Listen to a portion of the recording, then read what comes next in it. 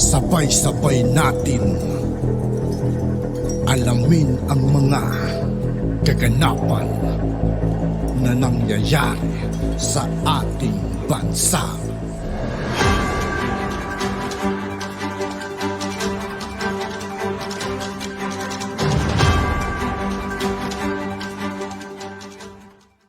Yo, what's up mga kaibigan? This is I2K po again. Ngayon nandito naman tayo sa channel ni Philippines Trending News. Dito naman ulit tayo magbibigay ng komento at reaksyon. Kaya samahan nyo ako guys.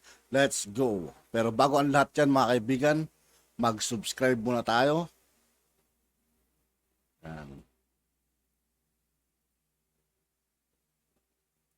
At syempre mga kaibigan, wag nyo rin kalimutan mag-subscribe dito sa aking channel.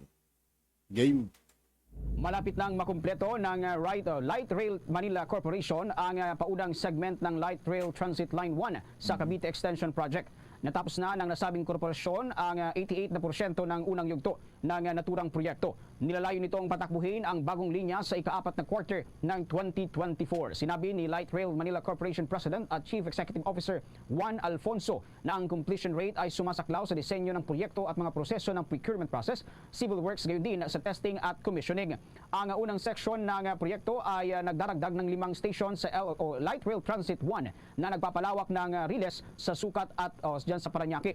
Ito ay nagkakahalaga ng higit sa kalahati o 6.7 kilometers ng 11 kilometers na pagpapalawak ng linya ng tren patungong Cavite. Sinabi ng Light Rail Manila o itong LRMC na natapos na nito ang 59.8% ng Redemptorist Station sa tabi ng Baclaran Station. Hindi bababa sa 68.8% ng istasyon ng Manila International Airport ang natapos na.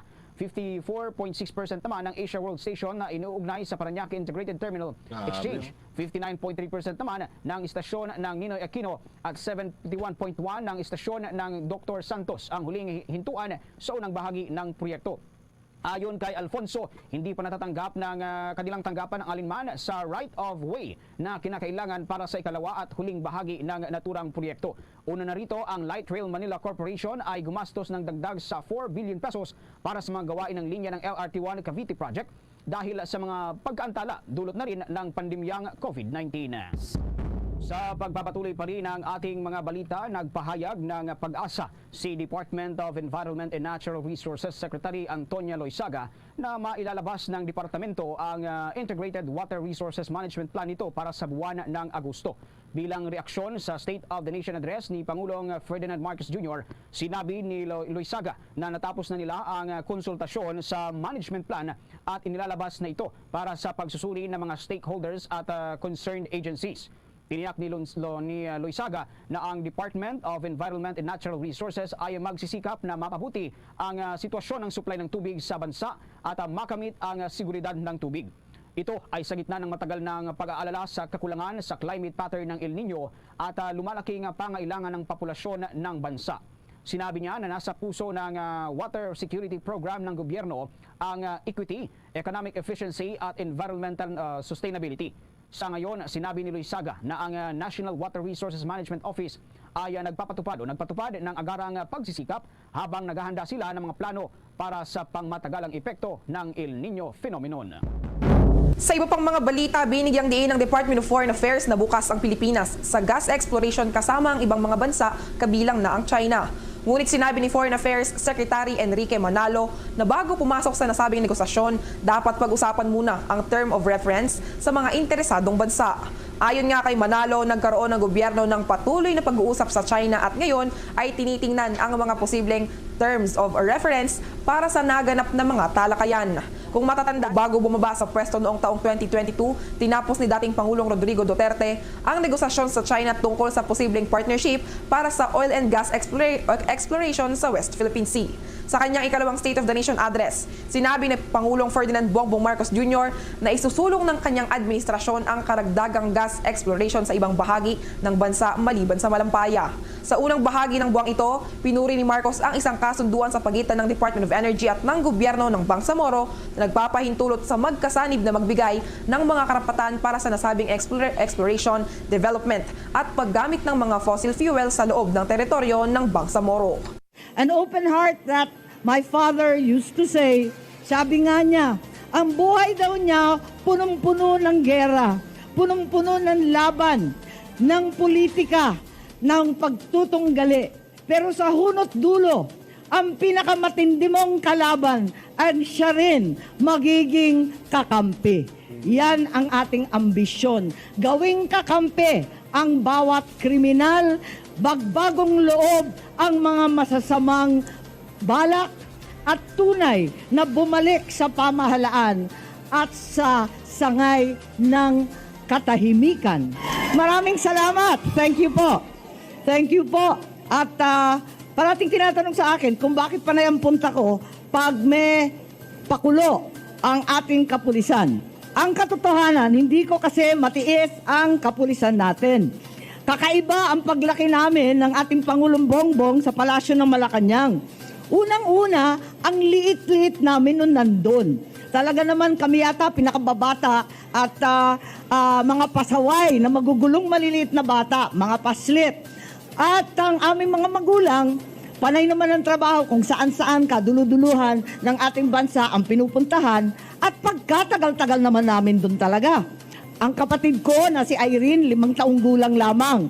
Kaya kung may mga lumaki sa lola, kung may mga lumaki sa yaya o sa nurse, kami lumaki na lamang sa pulis. Pulis sa Malacanang, pulis sa Ilocos Norte, pulis sa buong kapulungan. Kaya kailanman hindi ko kayo natitiis. Eto nga, for any community to thrive, alam naman natin, a strong and trusting relationship between law enforcement and its citizens is crucial. Kaya pasimuna ako ng iba't ibang batas na nakapending sa Senado sa ating legislatura. Andyan yung Senate Bill 409, yung Modernization and Capability Enhancement Act, seeking to modernize all the different components of the PNP by upgrading its infrastructure and technical capability. Andyan din ang SBN 1822, strengthening the International Affairs Service or IAS of the PNP. Andyan din nakapending ang Senate Bill 1825, mandating annual psychiatric, psychological, drug, and physical tests for all police officers. At meron rin tayong 2198 na Senate Bill providing for legal assistance to any officer or enlisted personnel. Dahil alam natin na katungkulan ng pamahalaan, ipagtanggol ang karapatan ng bawat miyembro ng lipunan, sangkot ang ating mga sundalo at kapulisan. Pero higit sa lahat, ang mainit na usapin sa amin, mula noon, nung nagkagulo sa promotions, sabihin ko na ng tapat, etong tumataginting na issue ng kaperahan tungkol sa pensyon. Ang pensyon na talagang kinakailangan, utang natin sa kapulisan na nakaraan at kapulisan ngayon. Utang po natin lahat yan. At sana kahit finance manager po sila, alalahanin na tayo ay kailangan makahanap ng pera.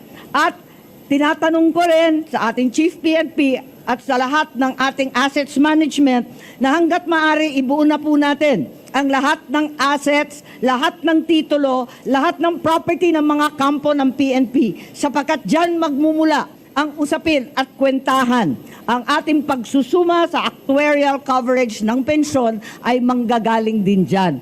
Huwag kailanman tayo papayag na babawasan ang sahod o anumang pera ng kapulisan.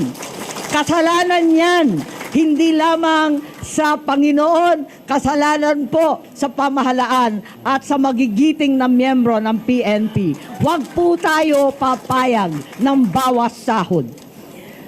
We speak much today of the 5-point program of our distinguished Chief of PNP. And that 5-point program is certainly one that we need to uphold and propagate. Many people claim to be tough on crime.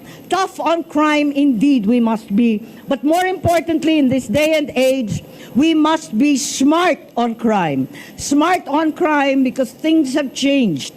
And prevention is ultimately, even in police work as it is in health, more important than any other effort later on. In this digital age, technology has become cheap and available. The digitalization efforts of the PNP must therefore be supported as it provides science into all that we do. The National Police Clearance System has already been implemented in 779 police stations and even shopping malls nationwide. Yung iReport Act na siyang nagbibigay ng isang digital platform sa pagre-report ng mga karumaldumal na pangyayari sa bansa ay malaking tulong din at kapapalaganap pa lamang ng PNP kaakbayang DICT.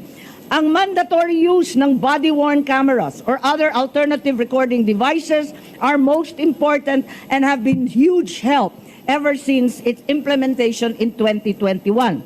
Ngayon, meron na rin tayong Firearms Identification System or FIS. Alam ko na hanggang ngayon, medyo nahuhuli pa tayo sa pagbibilang ng registered firearms that has become a huge obstacle in the identification of firearms in criminal incidents. Dati-rate, napakaliit ng mga bilang na rehistradong mga baril. Nasa 4 sa loob ng 10. Sana naman mabigyan natin ng diin ito pagkat napaka-importante nito sa lahat ng investigasyon ng PNP. Mayroon rin tayong anti-crime ICT equipment na nakakalat ngayon hindi lamang sa headquarters kundi sa mga regional units to dismantle illegal operations.